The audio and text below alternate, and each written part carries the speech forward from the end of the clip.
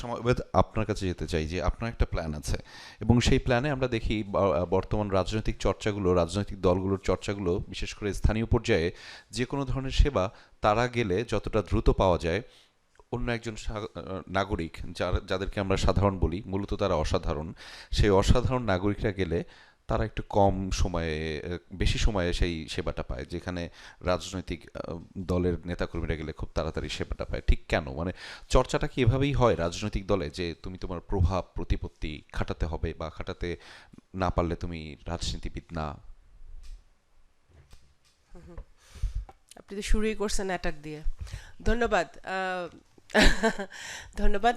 First of all, I would like to thank Democracy International and Jamuna TV to organize this seminar. অত্যন্ত গুরুত্বপূর্ণ একটি topic আমাদের বর্তমানের জন্য এবং ভবিষ্যতের জন্য। প্রথম কথা, আমি যে আমাদের আলোচক যারা বক্তব্য রাখলেন, অত্যন্ত ভালো বক্তব্য হয়েছে। আমি প্রথমেই বলতে চাই, অফকোর্স যেহেতু আমি বিএনপিকে রিপ্রেজেন্ট করছি এখানে, আমি বিএনপির যেই অর্থনীতি নিয়ে, ইকোনমি নিয়ে, দুর্নীতি নিয়ে বিএনপির যে পরিকল্পনা আছে সেটা তো আমি বলবই, এবং আমার ব্যক্তিগত কিছু মতামত আমি এখানে বলবো। প্রথম কথা হচ্ছে, দুর্নীতি সামাজিক ব্যাধি, এটা আমরা শিখেছি, জানি, এটা ছিল, বাট গত 17 বছরে শেখ হাসিনা এটাকে, কারাপশনটাকে একটা part of system, part of life করে ফেলেছিল। মানে আপনার এখানে কয়েকটা স্তরে, মানে মাল্টি ফ্যাসেটেড একটা প্রবলেম, এটা বিভিন্ন স্তরে দুর্নীতি হচ্ছে। প্রথমে যেটা আমার ভাই বললেন এখানে, যে আমাদের ডে টু ডে লাইফে যে দুর্নীতি, এটা একটা দুর্নীতি। আরেকটা হচ্ছে মেগা প্রজেক্টের দুর্নীতি, যেটা আমাদের ক্যাথরিন যেটা উল্লেখ করেছে তার বক্তব্যে, যে মেগা প্রজেক্টে যে দুর্নীতিগুলো হয়েছে, যেটা। তারপর আরেকটা হচ্ছে আমাদের ব্যাংকিং সেক্টর, ইকোনমিক সেক্টর, এটাতে দুর্নীতি। আমাদের কস্ট অফ ডুইং বিজনেস, এটাতে দুর্নীতি। এই এতগুলো দুর্নীতি, আমরা এমন একটা দেশে বাস করি যেখানে, যেটা আপা একটু আগে বলতেছিলেন, যে আমাদের স্বাস্থ্যসেবায়, যে আমাদের একটা ডাক্তারের অ্যাপয়েন্টমেন্ট পেতে হলে তদবির লাগে। তো যখন এটাও এক প্রকারের ইনডাইরেক্ট দুর্নীতি, বিকজ আরেকটা সিরিয়াস পেশেন্টকে রেখে কিন্তু সে ওই তদবিরের পেশেন্টটাকে দেখতেছে doctor. So that is also one kind of corruption. So এই যখন আমরা এই ধরনের দেশে বাস করি, তখন সবচেয়ে প্রধান কাজ হচ্ছে আমাদের সিস্টেমগুলোকে দুর্নীতিমুক্ত করা, গণতন্ত্রের পথে ফিরিয়ে আনা, democratisation of the Democratic systems. আমাদের যেসব দেশে দুর্নীতি কম, যেমন ইউরোপিয়ান কান্ট্রিগুলোতে, ডেনমার্ক, সুইজারল্যান্ড, সুইডেন, এই কান্ট্রিগুলোতে আমরা দেখি যে বিভিন্ন সূচকে এদের কারাপশন অনেক কম, বিকজ আপনি যদি দেখেন এদের সামাজিকভাবেই তারা বেড়ে ওঠে, যে they don't have any idea যে কীভাবে দুর্নীতি করতে হয়, একটা। দ্বিতীয়ত হচ্ছে যে সিস্টেম, একেবারেই সিস্টেমগুলো এত স্বচ্ছ, এত দায়বদ্ধ এবং ট্রান্সপারেন্ট, সেখানে ব্যক্তি ম্যাটার করে না, সিস্টেমটা ম্যাটার করে।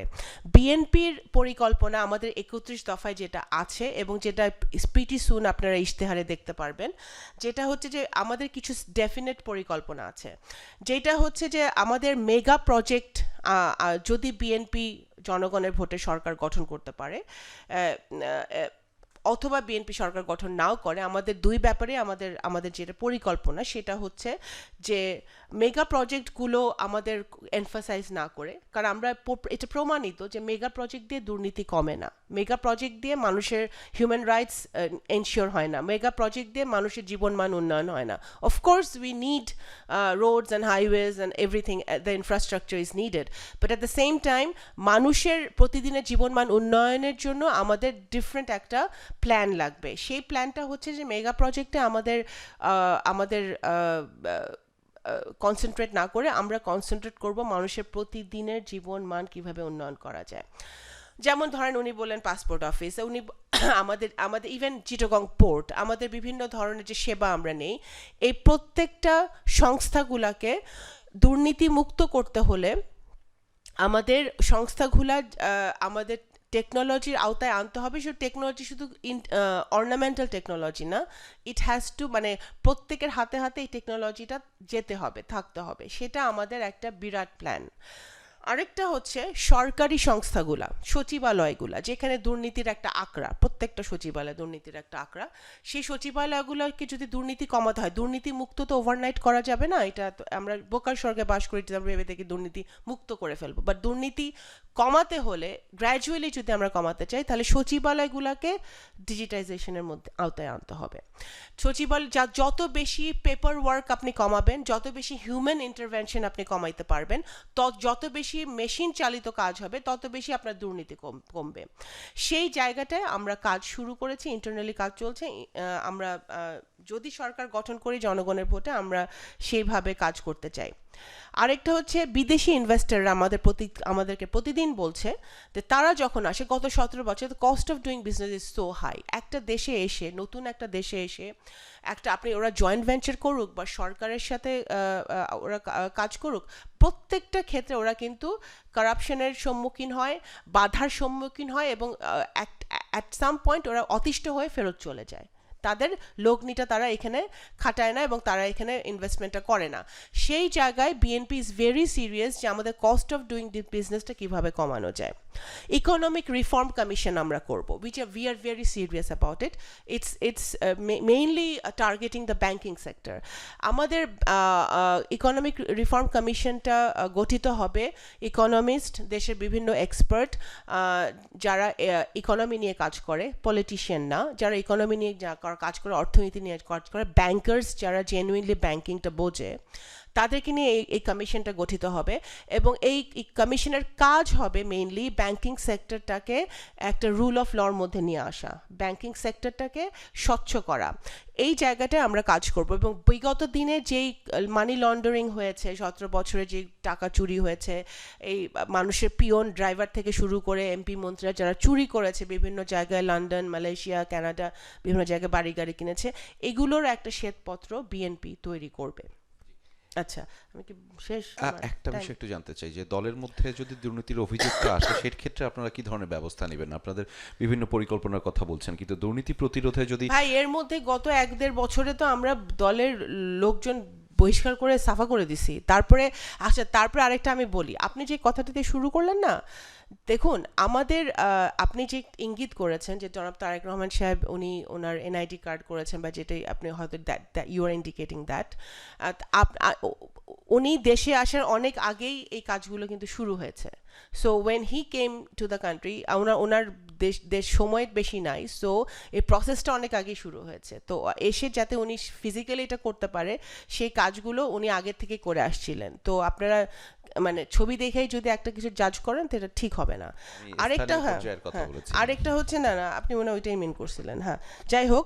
আচ্ছা, এখন হচ্ছে আরেকটা যেটা আমাদের BNP very serious about it, যে আমাদের ট্যাক্স আমরা কি দেখেছি, গত 17 বছরে কিছু অলিগার্ক তৈরি হয়েছে, কিছু লোকের হাতে হাজার হাজার কোটি টাকা, এবং এই যে ডিসপ্যারিটি বেড়েছে, যে বিটুইন রিচ অ্যান্ড পুয়ার, এইটাকে কমিয়ে আনার জন্য আমাদের ট্যাক্স রিটার্নটাকে আমাদের এনশিওর করতে হবে।